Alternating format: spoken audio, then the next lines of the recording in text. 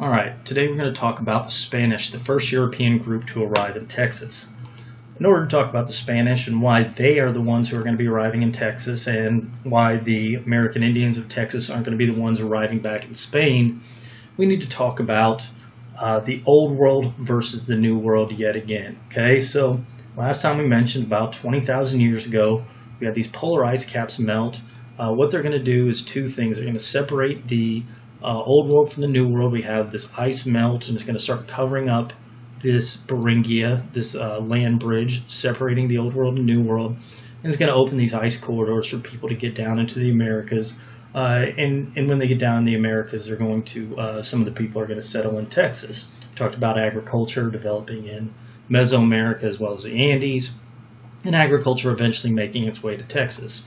Well, at the same time that we're having these agricultural revolutions here in the New World, we were having agricultural revolutions in the Old World. We had one here in the Middle East. We had a different one here in China.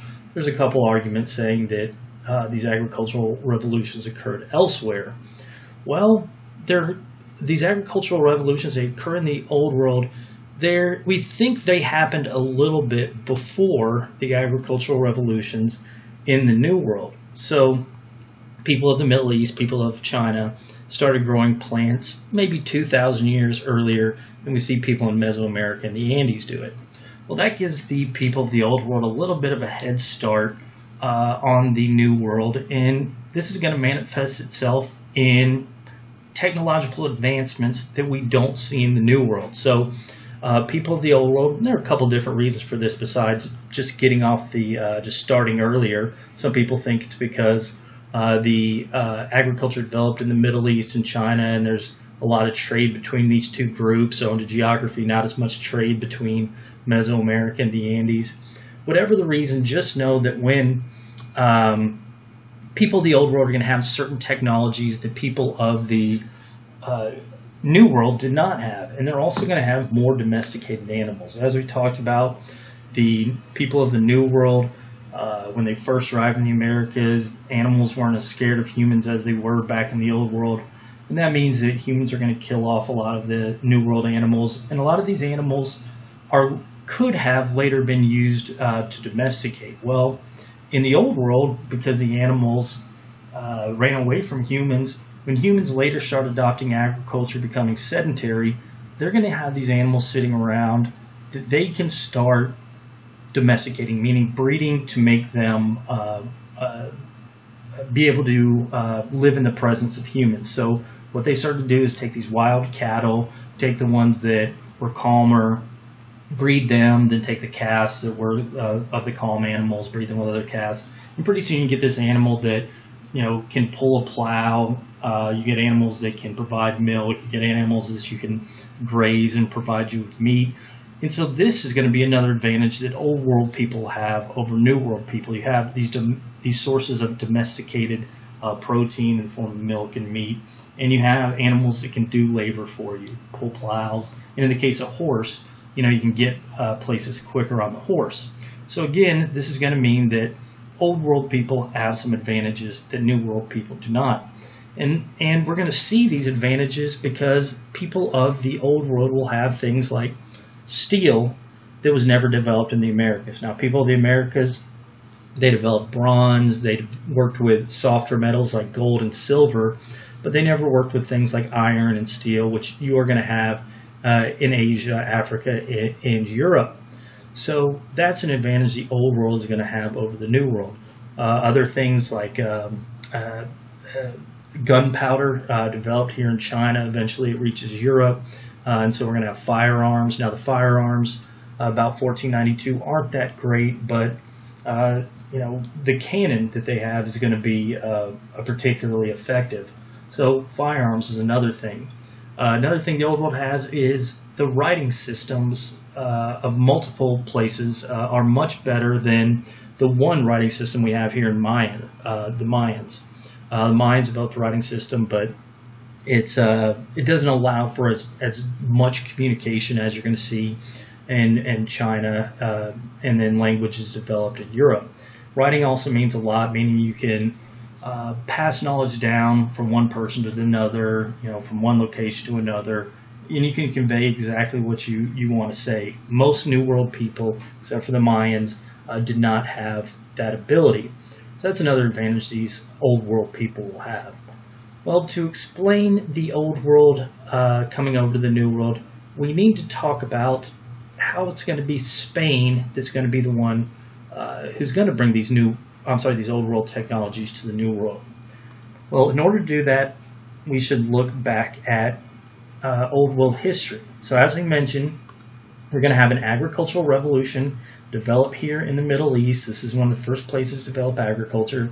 And just like agriculture spread out of Mesoamerica and the New World, we're going to see agriculture start spreading out of the Middle East here into Europe, here into North Africa. And when this agriculture starts to spread, we'll see, just like happens in the Americas, different civilizations rise and fall. So agriculture, spreads to Babylonians. They have a civilization. Their population grows. They develop certain technologies. Falls for one reason or another. Sumerians, same thing.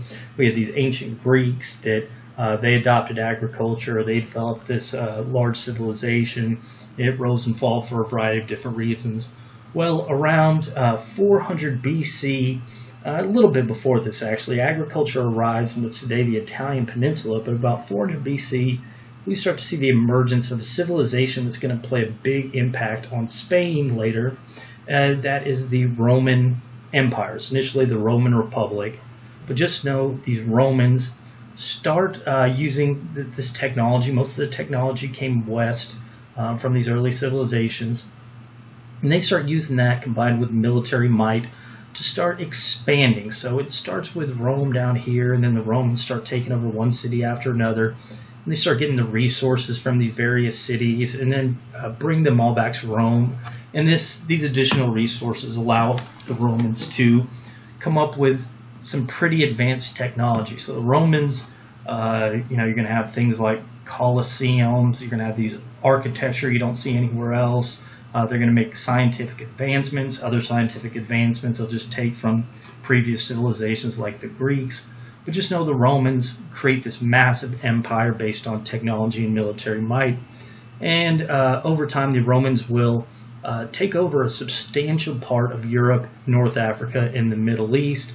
And this whole area is going to be, the Romans are going to be taking the resources from this whole area, driving it back to Rome.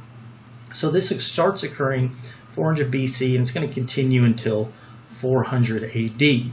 Now, we're not going to talk about the particulars of the Roman Empire, but just know as the Romans start to expand, they're going to start spreading this technology that they'd acquired from these earlier civilizations to these new locations. Like if you went to Britain before the arrival of the Romans, it's basically a bunch of tribes. There's a little bit of agriculture that arrived before the Romans, but it's not, technologically advanced. Well, the Romans, when they take over what's later going to be Britain, they're going to bring these technologies there. So that's one thing you'll see. Another thing you'll see is the Romans, as they start expanding their language, which had just been a local language here in the middle of what's today the Italian peninsula, will start spreading to places like Spain, which is what's going to concern us, France, a little bit of Britain. And we're going to have this Latin language spread throughout Europe because of the Romans.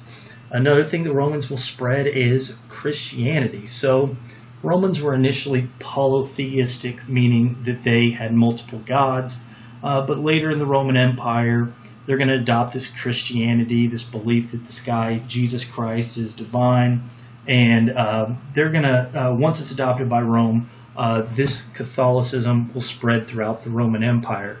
People will start adopting Christianity, this monotheistic religion, as their own religion.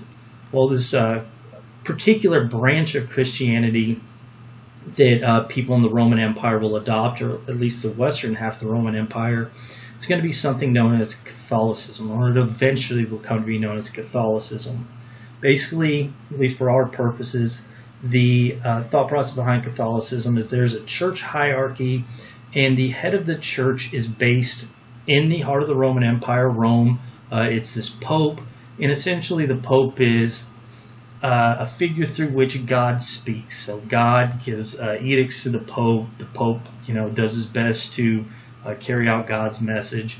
He's the one who's going to start appointing, bishop, priest, things like that, who are going to then start heading out to, expand Catholicism.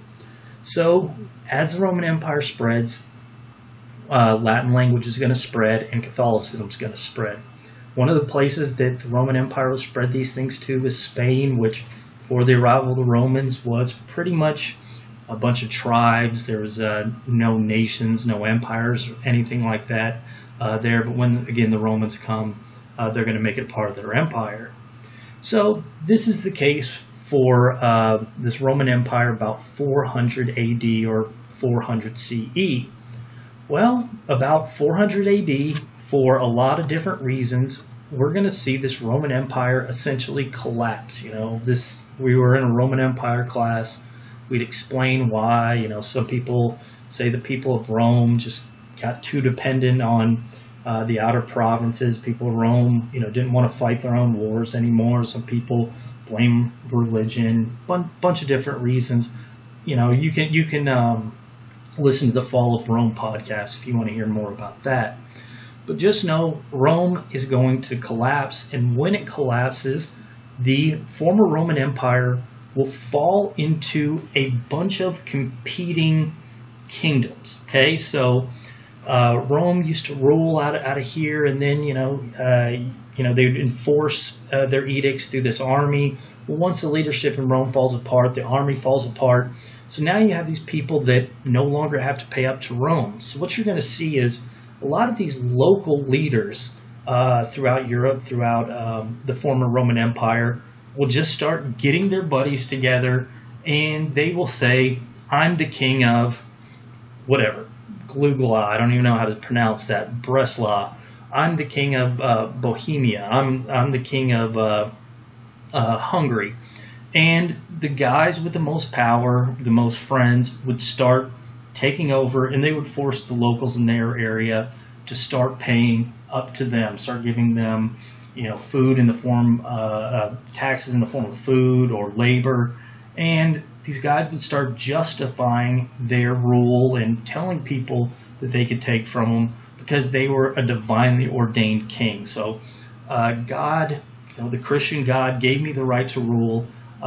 So you have to give your food to me. And again, they justify the rule through religious means. And then a lot of these guys would send some of what they got to the Pope in Rome. The Catholic Church didn't collapse with the Roman Empire. And they would give their blessing to these various kings of Europe.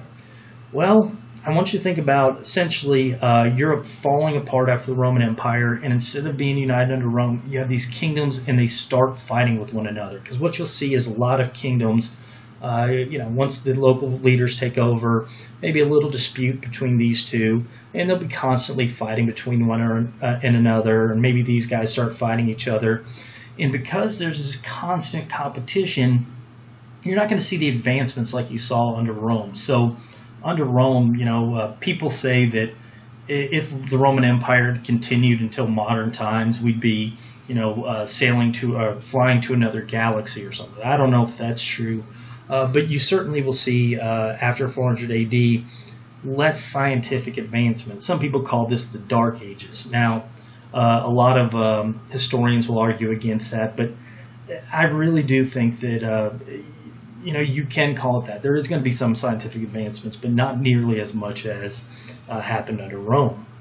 So things go this way throughout the Europe and Spain. This one thing I should make clear is that right after the collapse of Rome, Spain did not look like that. Spain, right after the collapse, looked something like this: just a bunch of tiny fighting Christian kingdoms, just like Central Europe's depicted on this map.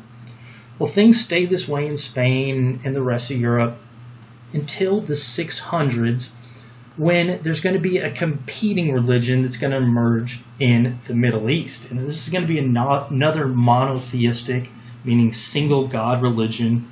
This one's going to be called Islam. So this prophet Muhammad will come out. He'll claim that his religion is the true path to God. He's going to start recruiting followers, whether through voluntary or military means, started gaining more followers. And then Muhammad and his followers are going to start spreading their religion throughout the Middle East. And these Muslims, again, will continue this conquest even after Muhammad is dead. They're going to start expanding across northern Africa, again, expanding east. They go all the way to Indonesia, southern Africa, southern part of Africa. But in the 600s and early 700s, they're going to spread across North Africa, again, taking over a lot of these northern areas that formerly part of the Roman Empire. These Christian kingdoms will start falling to these various Muslim groups through, again, voluntary or forced conversion.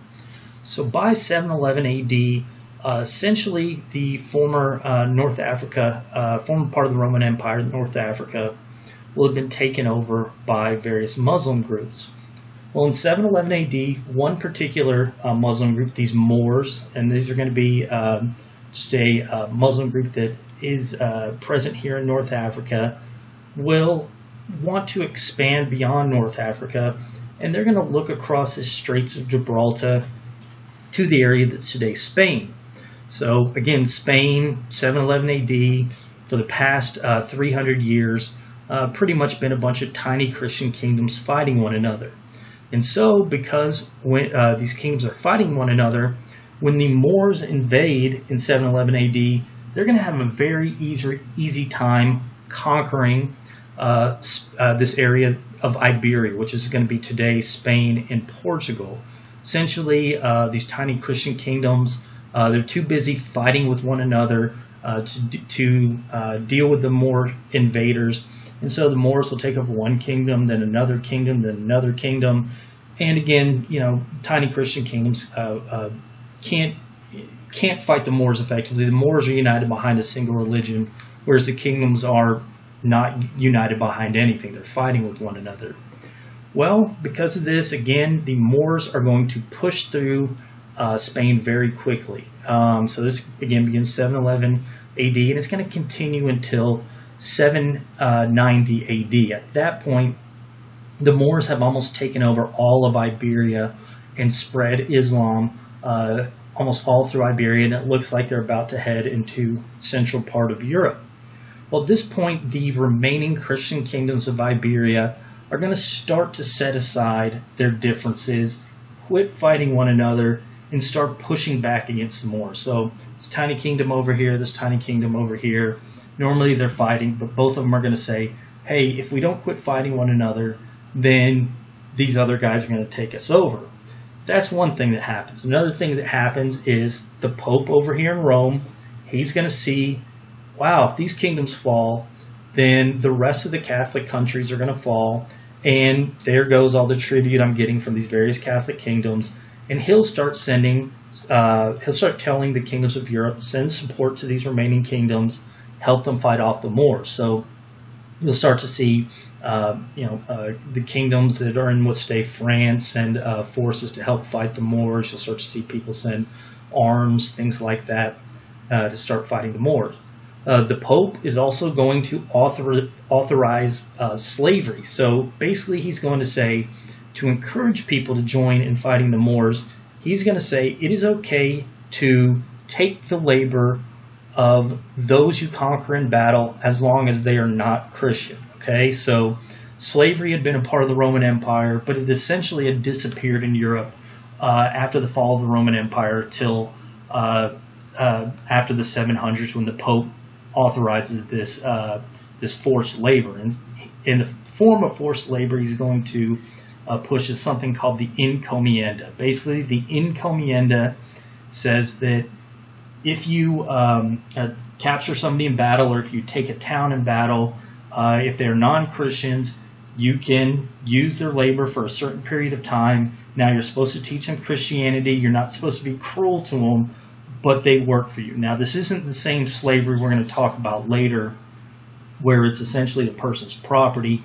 It's almost a means of converting non-Christian populations while also encouraging Christians to fight in this against the Moors.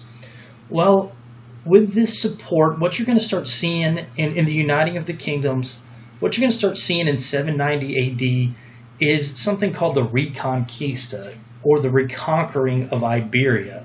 So this begins in 1790, and it's going to continue all the way until 1492, as these kingdoms start to unite, as they start to get support from the Catholic Church, the other nations, Christian nations of Europe. They'll start slowly pushing back the Moors. Now, here's a gif of what's going to begin to happen. So about 1790, you see these various kingdoms are going to start uniting with one another. Still going to be somewhat divided, but they're going to start pushing back against the Moors over the course of the next 700 years. So this Reconquista is going to unite these various Christian kingdoms. It's going to have a couple other effects. So what's going to eventually happen is what we'll see emerge out of this Reconquista by 1492 is all of the kingdoms over here in this eastern part, what's today Spain, again used to be filled with dozens of tiny kingdoms. It'll essentially unite into a single kingdom. So all the various people claiming to be king, one guy will marry his son off to a ruler of a next kingdom, to the daughter of the ruler of the next kingdom. Their child will then be the king of the United Kingdom. Then it'll happen again the following generation until 1492. All the kingdoms over here have united under Spain, and then all the kingdoms have united over here under Portugal. It's essentially people fighting one another, but then an outside force merges them together. So think about Independence Day. Independence Day, the movie, if you guys have seen it, is aliens come in. You had people before fighting each other, all the nations of Earth complaining about things, but this third party enters, and everybody sets aside their differences to fight this common enemy. That's what happens in Iberia, and we see the uniting of these various kingdoms. So that's one effect of this Reconquista. Another thing that's going to come out of this Reconquista is during this 700 years of fighting, the kingdoms that emerge are going to be really close with the Catholic Church. So they relied on the support of the Catholic Church to fight back the Moors. So we're going to see the Catholic Church have influence in the Kingdom of Spain and then the Kingdom of Portugal, more influence than they would have in places like what's later going to be France, or what's later going to be those smaller tiny kingdoms of Central Europe. Essentially the Pope, because Spain and Portugal relied on the Pope for survival, they're going to allow the Pope to they're going to have more influence. So the Pope is going to be able to input things like he's going to encourage the king and queen to pass certain laws that make it illegal not to be a member of the Catholic Church. As a matter of fact, 1492, non-Christians will be expelled from Spain. If you're not a Christian, you've either got to convert or get out of here. That's done with the influence of the Catholic Church. Essentially, the law of Spain and Portugal would be Christian law. You see that in a lot of the other Catholic kingdoms, but not to the degree you're going to see in Spain. Okay, another thing that you'll see coming out of this Reconquista is the fact that we have these two nations emerge, and this is really going to be we're going to, maybe England, maybe France, but out of all those tiny places in Europe fighting one another, the people didn't really accept the rule of a leader. So if you went to the Kingdom of Bohemia, for example, you ask somebody, what are you? They probably wouldn't say, I'm Bohemian. I mean, they might, but they would probably say, I'm from this town. They wouldn't say I'm part of the Kingdom of Bohemia. They might say, I have to give one of my goats to the King of Bohemia, but they wouldn't see it as part of their identity. They wouldn't be nationalistic like you would think today. The idea of nations didn't exist in most of Europe. That's not going to be the case with Spain and Portugal. Because you went through so long of fighting, and in 1492, the last of the Moors are going to be expelled from Iberia. 700 years of fighting can make you proud of your nation. It can unite you like nothing but war can. And so the people in Spain, a lot of them would say, I'm Spanish, but not just that I pay taxes up to the king and queen, but they would identify themselves as Spanish. So they become nationalistic. Portugal, the same thing. I'm Portuguese. Even though you live 200 miles from the crown, you identify yourself as Portuguese. That's not common in Europe at this time, not common in the world at this time. So we have nationalism. You also have this sort of militaristic sense in Iberia that you don't see other areas of the world. If you had spent the past 700 years fighting, 790 AD to 1492, your culture becomes war. So 700 years of fighting, the people that are in power are going to be the generals, the people that perform well in battle. And so your culture becomes about military and about conquest. So what we're going to see in Spain is not only a sense of nationalism, but a sense of militarism and the idea that we should expand further. So when the last of the Moors are kicked out, some people in Spain are going to say, where do we go next? We should continue to conquer, and we should continue to conquer for our God, the Catholic God. We should go further. Some people talk about, well, why don't we do what the Moors did 700 years ago, and why don't we cross the Straits of Gibraltar and reconquer these Christian kingdoms that had been taken over by Muslims 700-800 years ago and restore Christianity there. So that's going to be something you see in Spain and Portugal that you don't see a lot of other places. You'll also see these two places have the ability to do that, the ability to expand, because unlike the rest of Europe, we only have a small location and a couple, tens of thousands of people paying up to you. By 1492, because Spain's united, there are millions of people paying up to a single king and queen, so they actually have the money to afford to expand. Same thing with Portugal. Population probably about 1 million, 1492 of people paying, 1 million people paying up to the king and queen of Portugal. And so Spain and Portugal are going to be sitting around with this money, a desire to conquer, and nationalism, and they're going to say in 1492, what's next? Where do we go from here? Well, they're going to determine, by the way, Ferdinand and Isabel, this is the king and queen of Spain in 1492. Where do we go now, guys? Well, some people are going to argue that Spain and Portugal should head to this place here, Constantinople, which today is Istanbul. They're going to say, we should head here and send our armies over to retake Constantinople. So while the Reconquista is going on over here, some more groups, not the Moors, different Muslim groups are pushing north into what's today Europe from this direction. And in 1452, one of these groups will take this major city. It used to be a part of the Roman Empire. It's this huge city. It's like a gateway to Europe. Constantinople will fall to a different Muslim group. And we're going to see after that, Muslims will start pushing into Europe. And there's going to be, in the late 1400s, a number of fights between the Christian kingdoms over here and these Muslim groups. Well, some people say in Spain and Portugal we should send our forces over here, whether to retake Constantinople, push the Muslim groups back into the Middle East, use our resources there. And in particular, a lot of people want to retake Constantinople, not just to spread Christianity, but because Constantinople is an area where you can get a lot of trade coming from Asia. So we haven't talked about this at all, but in China, they had their own agricultural revolution. They developed certain technologies. They had certain plants that can't grow in Europe. And so what we saw for the past thousands of years really is goods from Asia that you didn't have in Europe. This would be stuff like silk, porcelain, and spices, in particular spices that you can't grow in the weather here in Europe, would come through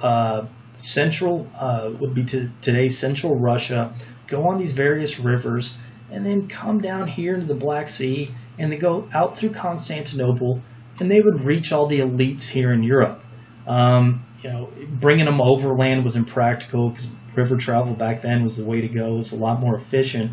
So you had this trade going on for thousands of years, and all these elites over here, if they could afford it, they want porcelain, silk, and spices, the nice stuff. Spices in particular, because back in the 1400s and before, food was terrible. Like, food was just absolutely gross, and so the only way to make it edible was to just dump tons of spices on it.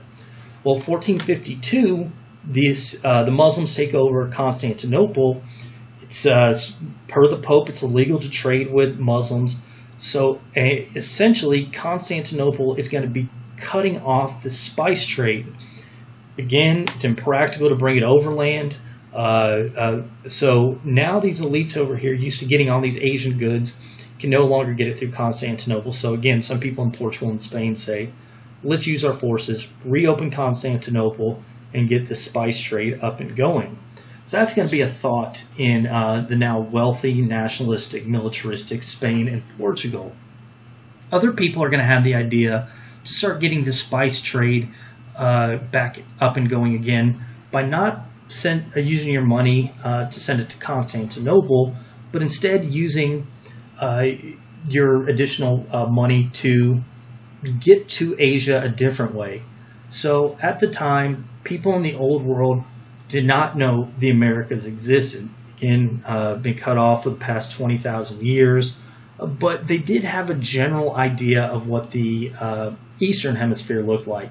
Again, been trading with Asia for a long time, but outside of maybe Marco Polo, there hadn't been a lot of direct trade. But they had messages. This is what China's like over here. This is what India is like. This is what Japan's like. And again, they got these goods from over there. There'd been some exploration of Africa by the Greeks, a little bit by the Romans as well. So they knew a little bit about what Africa was like, but there wasn't extensive trade around Africa. And again, outside of the trade through the rivers in the interior of Europe and Asia, there wasn't a lot of direct knowledge. So some people started arguing, instead of going through the Muslims, why don't we just go around Africa to get over here, restart the spice, silk, and porcelain trade?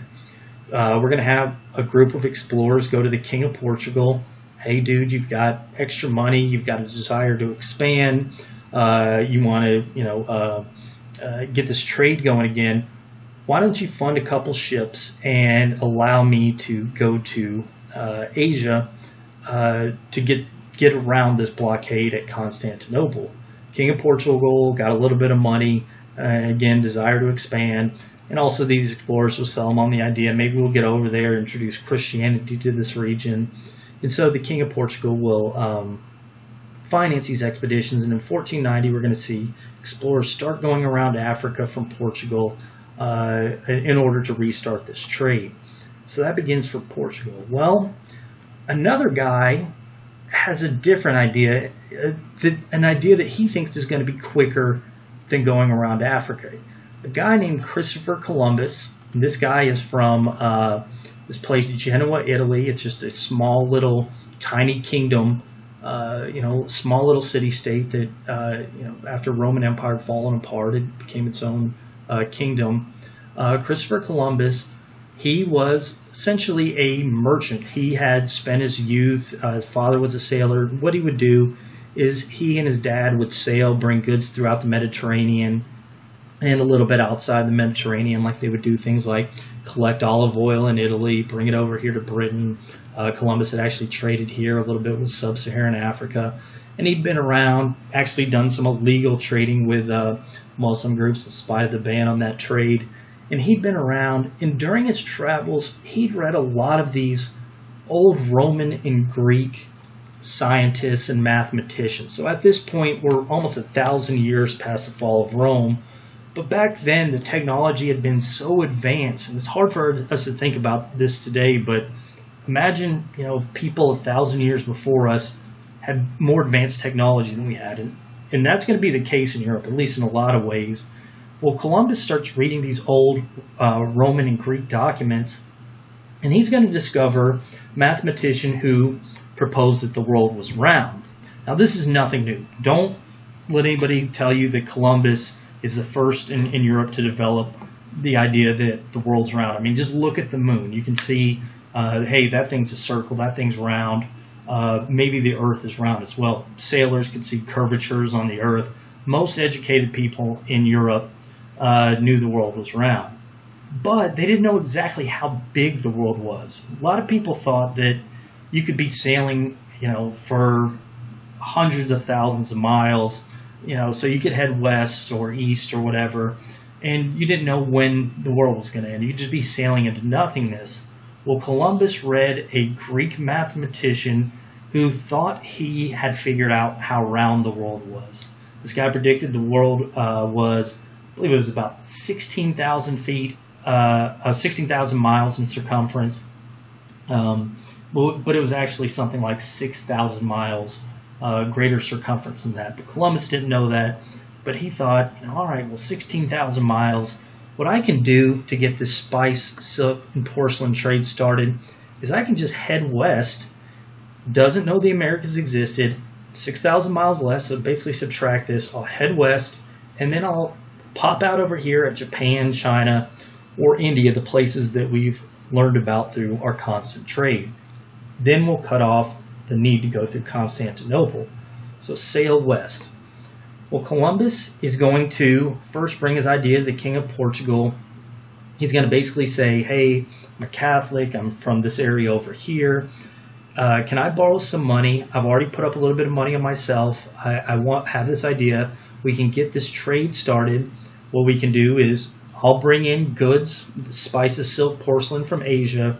We'll bring it through your ports. You can, charge duties on it, basically tax it, and you'll make a ton of money. You'll get richer, and then maybe we start going out there long enough. Then maybe Portugal can start setting up bases in Asia. Start maybe turning people to Christianity. So you're not only going to spread Christianity, but you're going to make money in the process, and you're going to essentially get around this blockade of Constantinople. King of Portugal says, thanks Columbus, but we already got something going on, already going around Africa. Thank you, but no thank you. So Columbus will then go to the King and Queen of Spain, again, like Portugal, now rich, and he's going to come up with this proposal. What if we sail west? Again, say the same thing. I'm already putting up a little bit of money. I just need 3 ships. And the King and Queen of Spain are going to hear Columbus and basically going to think of this. This is basically a win-win, okay? Worst case scenario, we give Columbus money. He sails west, falls off the edge of the world, or sails forever. Who cares? It's just some Genoa guy.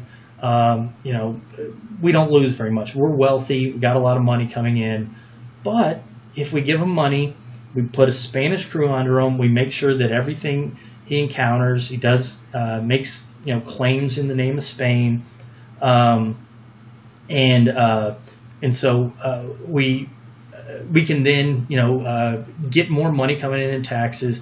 We make a lot of wealth, and we're going to become the preeminent nation in the world, which Spain pretty much already is. Maybe China could say something against it, but we become even more powerful, and we can continue to spread our religion and our influence. So not a lot to lose here. So they're going to put up a little bit of money for Columbus. He's going to get 3 ships. The Spanish are going to make sure he gets a Spanish crew under him, and he and the Spanish crew will set off in 1492. So we got 3 ships, Nina, Pinta, Santa Maria. They'll set sail, and they're going to set sail again thinking they're about to arrive in Asia, thinking they're about to hit Japan, maybe China, maybe India. Well, Columbus starts sailing west. Obviously, we know he's not going to hit Asia. He's going to hit what's today right off the coast of North America, probably somewhere in the Bahamas. And when he gets here, he's not going to find, China, again, Japan, India, but he thinks he hits some islands right off the coast of India, and he's going to call the people he encounters Indians. And the first group of people he encounters in the Bahamas, and this is going to be a similar group of people that he'll encounter on Cuba and this place right here, Hispaniola. It's going to be a group known as the Tainos, okay? Now, we've all heard a lot of stuff about Columbus. Older people grew up. Columbus is this great explorer. He accomplished a lot of great things. A lot of young people, say Columbus monster. He gets off the ship, immediately starts chopping people to pieces. There's truth to both of those things. Probably more of the latter than the former. But the thing is, on Columbus's first voyage, he's not going initially step foot and start chopping people up. He thinks he's right by India. He actually thinks the king of India doesn't want to piss him off by killing his people, and also he needs information. First of all, he didn't have a motivation to kill anybody either. And so when Columbus and his ships pull up, they're going to find these Tainos. Tainos are sedentary agriculturalists. They are also fishermen. If you had to compare them to maybe a group in Texas, maybe the Karank was, but more sedentary than them. The Tainos, they see these weird vessels pull up. They're immediately curious. Who are these guys? And then Columbus, again, he's interested in these people because he's heard a lot of stuff about India. He wants to know where the spices, silk, porcelain are because the king and queen of Spain have given him a lot of money to bring in those things. So Columbus is going to get off his ship, and he thinks he's meeting Indians, meeting people from India, and he's going to start asking them, where's the silk, where's the porcelain, where's the spices? The Tainos, they're curious about these people with metal they don't have. They don't have steel. They're curious. They have these sticks that create smoke guns that are really loud. They're curious about these big boats that are unlike anything they've ever seen. And so these guys have stuff that they're curious about. And then the Tainos have information that Columbus is interested in. So what happens on this first voyage is things are going to be fairly peaceful. The Tainos are going to provide Columbus not with silk, porcelain, and spices, but things they do have, which are stuff like gold. They have not the spices Columbus is used to, but they have things like hot peppers. Columbus tastes hot peppers, which they don't have in Europe, and he thinks it's the same type of pepper they'd gotten from India and China. That's why our jalapeno peppers are called peppers, because Columbus made that mistake. He's going to bring some of those. He's going to grab some of this gold. Again, Indians didn't have hard metals, but they had soft metal jewelry. He's going to say, man, these guys have some gold here. And he's going to be meeting with the Tainos of these various islands, going from one to the next. And he's going to be also asking them, where's your king? Where's India? Where's the silk? Where's the porcelain? Where's the spices? Obviously, there's a language gap. And so Columbus doesn't find those things, but he is finding people that are friendly. He is finding gold. He is finding neat items. Again, he's not finding the stuff he was sent, though. So Columbus, spends late 1492 searching around. He goes across Cuba, stops a couple places, meets some people there. Eventually, he's going to get down to this place, Hispaniola, which is today Haiti and the Dominican Republic. And he is starting to run short on supplies. One of his ships runs aground, and he's going to make a decision. He's going to decide, you know what? I'm going to leave some of my men behind in the New World. He's going to disassemble one of his ships, take the ship apart, use it to build a settlement. He'll call it La Navidad because they found it on Christmas. And he's going to leave some men behind, some sailors, and he's going to head back on the remaining vessels, and he's going to go back to Spain without them. Now, why is he leaving these guys behind? Maybe to trade, maybe to learn the language, maybe to establish a trusting relationship with the native tribes. What a lot of people think is he's leaving them behind because it's a guaranteed passage back. Now, Columbus is going to be going back without gold or without silk, porcelain, and spices, and he's worried the king and queen of Spain are going to say, this isn't what we asked for, and they're going to cancel the return journey. But he thinks if I leave some people behind, they're not going to leave their subjects behind, so they're going to have to make a return trip. When they do, I'll be the perfect guy. I know how to get there better than anyone else. So some people think he leaves people behind for a guaranteed return trip. Whatever the case, Columbus is going to set off shortly after establishing La Navidad. He actually brings some Tainos with him, which is kind of interesting. One of the complaints you'll hear about Columbus in his first voyage, somebody says that he kidnaps these Tainos. I don't think that's what happened. I think the voyage is peaceful. I think what happens is some of the Tainos, Columbus basically communicates with them, I'd like you to go home with me. These Tainos thinking, all right, well, everywhere I know is 2 days in a canoe to get to. So this guy, home probably means 3 days in a canoe. They get on this ship. They start setting off. They're out for like 2 weeks. They're like, well, where the hell do you live, dude? So I don't think he's kidnapping anybody. So again, I think it's fairly peaceful for this first trip.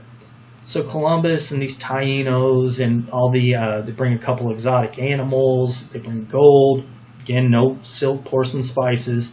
But they're going to return to Spain. And Columbus is going to bring some of these items he found before the king and queen of Spain and say, dudes, I didn't find China, India, or Japan, but I think I'm really close. I'm right off the coast. I found these weird types of plant life, animal life. I also found willing converts. There's these people there, incredibly nice to us. We had a friendly relationship, and I think that everybody there would be willing to become Catholics if we just give them a little bit of time. And Columbus is going to also say, again, I left some people. Can I please have enough ships for a return voyage? Well, the king and queen of Spain, he was worried they were going to say, no, you're not a Spaniard. We gave you a chance. You didn't bring back what we wanted. But this intrigues them. They want to expand. They think he's right off India. And this looks like a chance to beat Portugal. Portugal's fellow Christian kingdom, but they're kind of frenemies. We can beat them, and also we can get to around the Muslim blockade and get to these goods. So we trust you, and I'll tell you what, we don't just trust you, but we're going to give you more money. And what we want you to do is we want you to establish a colony in the New World. So bring these new settlers, go to that La Navidad, make it a permanent settlement, and claim it in the name of Spain, start converting the people. Now, it's kind of interesting because they're going to say we want the people to do that willingly. Don't force them to. Columbus isn't going to listen to that part. But go out there and establish this new colony. So they give Columbus money, enough for 17 ships, over 1,000 people. This includes men, women, and children because they want this to be permanent. And in 1493, Columbus is going to return with 1,000 settlers intending to settle on La Navidad. Well, he arrives back here to find something that's going to change his mind about the Tainos, and it's going to change Spain, or at least a lot of people in Spain's mind, about these people of this area in general. Again, Columbus is returning thinking he's right off the coast of India. Well, when he gets back, the people he left behind in La Navidad have been killed. La Navidad's destroyed. Columbus sees all the buildings have been destroyed. All his men have been killed. We don't know exactly what happened here. Now, Columbus will go around and start talking to local Tainos. What happened? I thought we were friends. I left these guys behind. Tainos sort of start kicking the dirt. They pretend they don't know what happened. Well, Columbus thinks it was the Tainos treacherously killed the men. They might have. What probably happened is that the men he left behind, they're not diplomats, they're sailors. They maybe started running low on food, started using their metal, their firearms to force the Tainos to give them what they wanted. Tainos tired of giving them food. Maybe the men started taking women from the Tainos.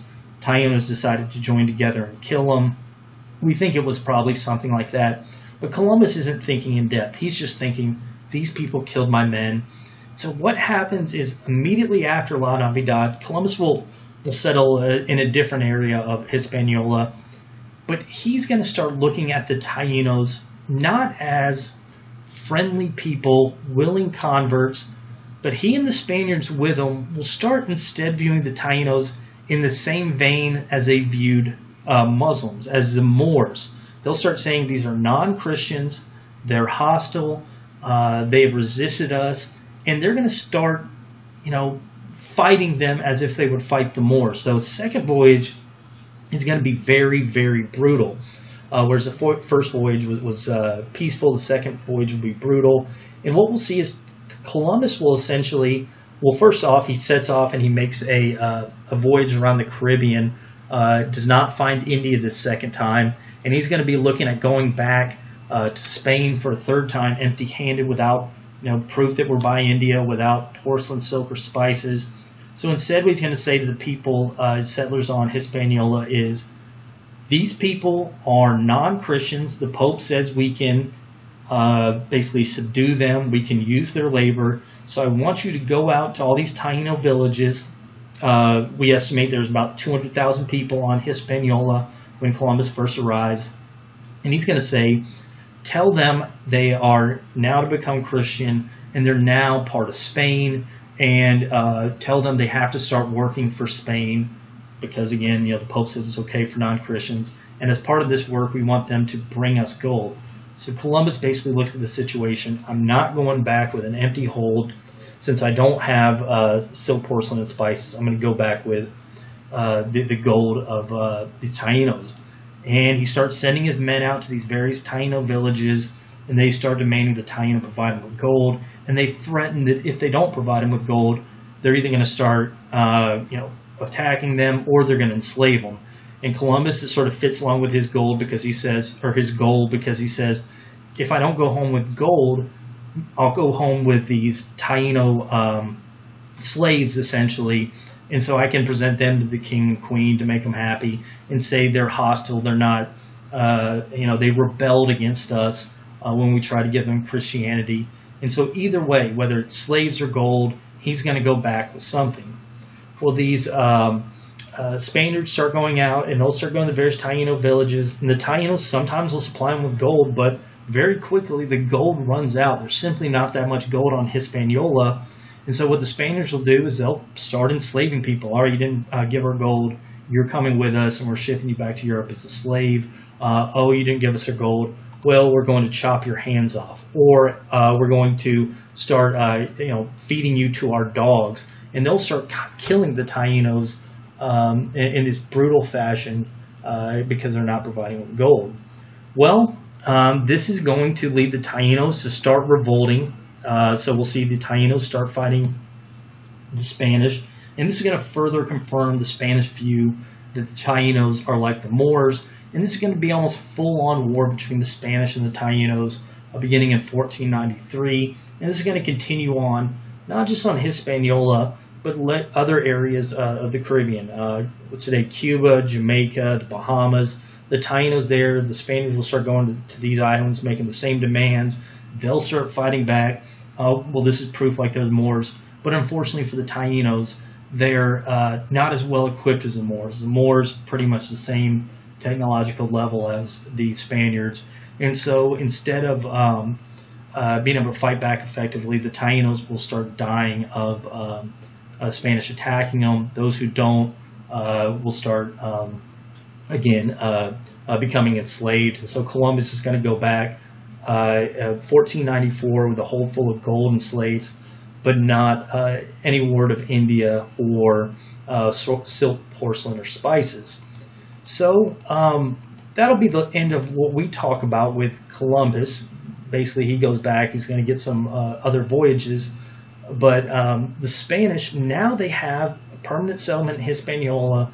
Now they're going to start sending more people here. And again, we're going to see this repeated on these various islands of Cuba, Hispaniola. By about 1500 or so, the Spanish start to realize, all right, I don't think we're by India. And this is coming from the Portuguese. The Portuguese, by this point, have gotten back from Africa, started bringing spices that way. And, the Spanish are like, dude, we were out there. We didn't see you. Must be in a different place. So they start to realize they're in a new world, and they start sending various things back. Well, as the Spanish start coming out here to these various islands, a lot of times these settlers, and this begins with Columbus's 1493 voyage, they're going to bring stuff from the old world that didn't exist in the new world. So, these guys, the continent's been separated for a while. You have domestic animals. You have certain crops that don't grow well or haven't naturally grown in the new world. They bring them to the old world. We're not going to get into this much, but this is going to be something known as the Columbian Exchange. The Spanish will bring things to make the Caribbean and then later on the rest of the Americas more like Europe. And they're going to start bringing stuff from the Americas back to Europe that wasn't present in Europe before that. Stuff like tobacco, tomatoes, hot peppers, turkey, things like that. And they're going to start bringing things that they have in Europe that haven't been seen in the Americas. Some of this stuff is going to be devastating to the Americas. Like the Spanish start introducing livestock to the Caribbean.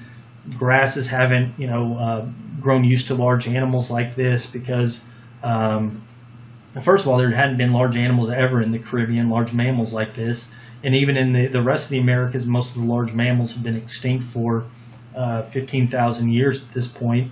So when the Spanish start introducing this, you'll see environmental collapse, like sheep come in, grasses haven't developed root systems to prevent them from being ripped up. Cows, same thing, eating grasses. That'll lead to erosion. We're going to start seeing, because of erosion, streams get muddy, fish die because of that. And eventually this is going to lead to just huge environmental consequences in the New World. It's also going to lead, this Columbian Exchange, lead to devastation for the native peoples of the Americas. So the Tainos already being killed off by warfare, slavery. The Spanish are going to bring disease to the Caribbean. We don't know exactly when this hits, probably 1495. Disease will start to hit these Tainos. And this is at the same time somebody from Spain brings this sugar cane to the Caribbean. So as they're taking this area over, they're finding a little bit of gold, but the gold's starting to run out. Well, somebody from Spain comes up with the idea of importing this sugar cane. Sugar cane is something that the Moors had brought in from North Africa and the Middle East. Basically, it's a crop that's hard to chop down. You got to boil it. But then when you boil it, it creates this liquid that if you heat that up, it creates sugar, and humans love sugar. It's a simple carbohydrate. Well, the problem for Europeans is sugarcane doesn't grow well in Europe. So the Spanish somebody figures out, well, it grows well in this Caribbean. Somebody brings sugarcane to the Caribbean, and we'll see they start growing it and using Taino slaves to grow sugarcane. So now Tainos are dying not only of warfare and slavery, but being forced to work this hard sugarcane that very difficult to process, a lot of hard labor, and at the same time, disease will hit. So smallpox, strains of influenza that hadn't been seen in the Americas, and the Tainos, because again, the people of the Americas hadn't been raised around domesticated animals and not been exposed to certain diseases, will start dying off in droves. As a matter of fact, some people estimate 9 out of 10 people in the Americas will die of disease, and it first hits the Tainos when they, because this is the first place the Spanish come. So with that, people start dying off in the Caribbean. You have this new cash crop introduced. Well, some people in Spain are going to start to, using some maps they've got from the Portuguese, they'll start to realize we have another population that we can draw from to get people to work from us, another non-Christian population. What you're going to see is some Spanish ships start voyaging down here to what today, or what then you would consider sub-Saharan Africa, with these people that are not Christians. Again, Christianity hadn't come spread south of the Sahara. And we're going to see these Spaniards, first the Portuguese, then the Spanish, start trading, and they're going to start getting slaves from this area. So you had wars here where one nation will go against another nation. You would have prisoners of war taken from one nation to another nation. And a lot of these coastal nations had prisoners they'd captured in battle against their neighbors, and they'd use them as slaves. Again, just like the Spanish had used the Moors as slaves, and Moors used the Spaniards as slaves. You use your enemy as a slave. Well, the Spanish and Portuguese start taking these slaves, buying them, trading goods that they don't have in sub-Saharan Africa that they do in Europe, and then they would start bringing these slaves to the Americas. And so we're going to see the Tainos dying out, and they'll be replaced by African slaves. And now we've got this situation where the Spanish are here in the New World. They've introduced an expensive crop. They have this militaristic attitude. They have this desire to expand, but they don't know where to go next. So we'll pick up on the rest of this next time. Just know that they're sitting here about 1510 looking for the next place to essentially conquer and spread from there.